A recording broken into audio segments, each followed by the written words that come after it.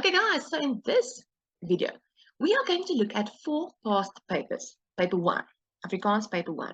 We are going to look at the taal questions, more specifically the sinstrukture, to see the type of questions that they ask, what they test you on, so that you know what to expect when you write your exam.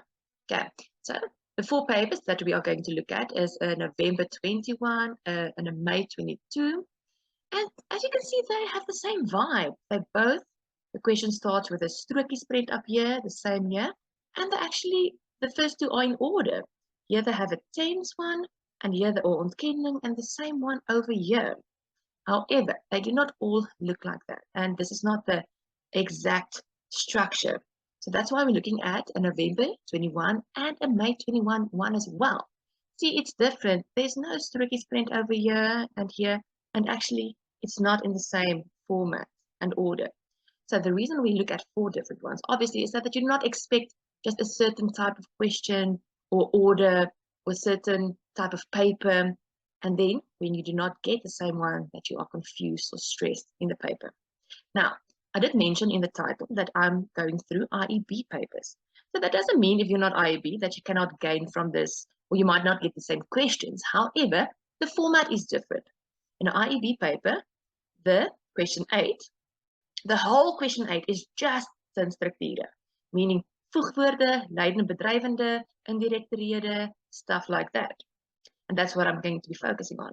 However, when you do GDE, it is mixed. The question is mixed. More than one question is mixed with woordstrukture and sinstrukture. For example, here they ask a homoniem, a deelwoord, there they have a toekomendheid, and then again they want een woord, 'n meervoud, voornaamwoord. So it is mixed, and I just want to focus on the sinstrukture. Okay. And you also see I'm actually not going in order of the questions. I'm not going number 1, 2, 3, 4. I'm going to be focusing on concepts together. In this video, we are going to look at lydende vorm questions. Lydende en bedryvende vorm questions in past matric papers. Let's start with the first paper, first question. Die seun ontwrig elke dag die onderwyser se lesse. Now it's easy, they tell us what to start with, so we know that is the object. So the first thing we need to do is we need to know the order. So usually we follow stompie, but for lydende vorm, we follow OTM, SPY. And remember, that means that always second. So after the object, we have verb 1. We always have verb 1 second.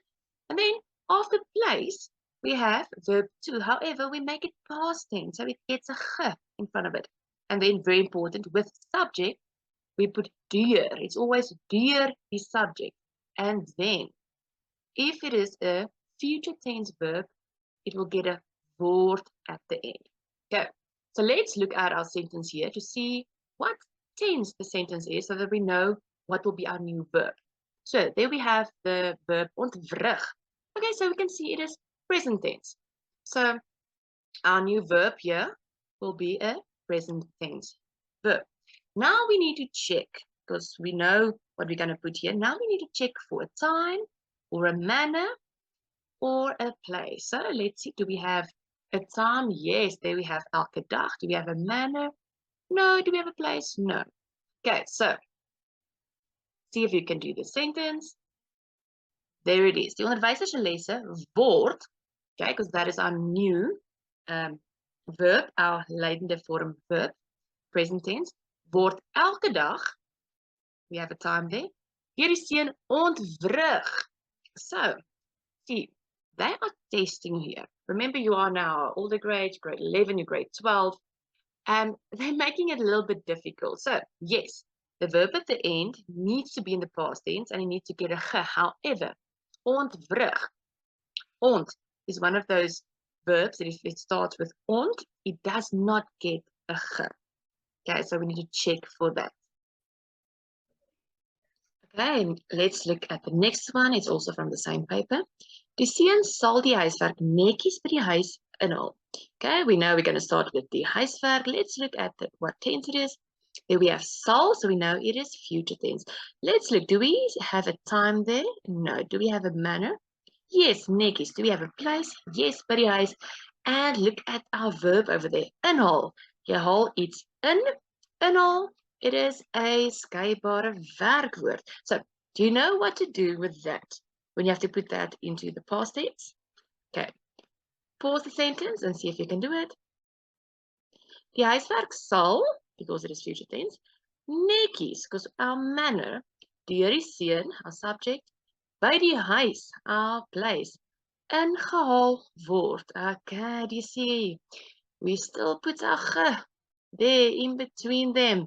And then because it is future tense, we put word at the end of the sentence. Okay, let's look at another one. So Nelly sal vanmiddag uitstappie al langs die strand reël. Okay, easy. They tell us that whole thing is our object. The uitstappie al langs die strand. I know there's a mistake. I got it from the memo just like that, so it's their mistake. Now we need to check what is our verb. What tense is that sentence? And it is sal, meaning it's a future tense sentence. Let's look. Now we have to look for the time, for the manner, place. Do we have something? Ah, yes, we have vanmiddag. So we have a time. Pause and see if you can do it. Uitstappie, al langs die strand. They gave us that. Sal vanmiddag, because there we have a time. Deur Chanelle gereël word. Gereël word. We only add word because it is a future tense sentence. Okay, nothing too difficult there. We had to check for time. Okay, now let's look at another one. Die hele restaurant word elke oggend deur die kelners skoongemaak. And then we start with the kelners. Oh, wait. The moment I saw word, I was like, okay, this is interesting. This is now swapped. Because usually we put the word in. However, now it is swapped. Now it is Lydende and you have to turn it to bedryvende. Do you see that? Okay, so because it says word, we know it is a present tense. So we have to go to our verb here at the end, because remember our verb's going to come to the front. Remember we're going to take that ge away because it is not past tense. We're making it to present, because remember this, Lydende, all of them gets a ge, even if it's present tense. But now we're taking it back to present, so that's going to go away. We're going to bring the verb and see it's stuck. However, we are going to separate them. Okay, and then we need to follow the normal stompie. Okay, pause and see if you can do it. Die kelners maak elke oggend, so see, our verb came to the front, and then time for stompie. Die hele restaurant skoon. Okay, next one. Die duikers het versigtig al die belangrike duikreëls nagegaan. So they tell us that the object is all die belangrike duikreëls. Okay, let's check for what tense it is. Het, it is past tense. Okay, now we need to check the OTM SPA. Do we have a time? Do we have a manner? We do. Do we have a place? No. Check our verb over here. Nagegaan. Okay. Now, pause and see if you can do it. Al die belangrike duikreëls is because it is past tense. Versigtig is our manner. Deur die duikers nagegaan. Nothing changes there. Stays past tense. Easy peasy. Okay, so what did they test you on? So, well, they asked everything, but let's remember to look for a verb that cannot and shouldn't get a ge when we change it to past tense, like ontwrig.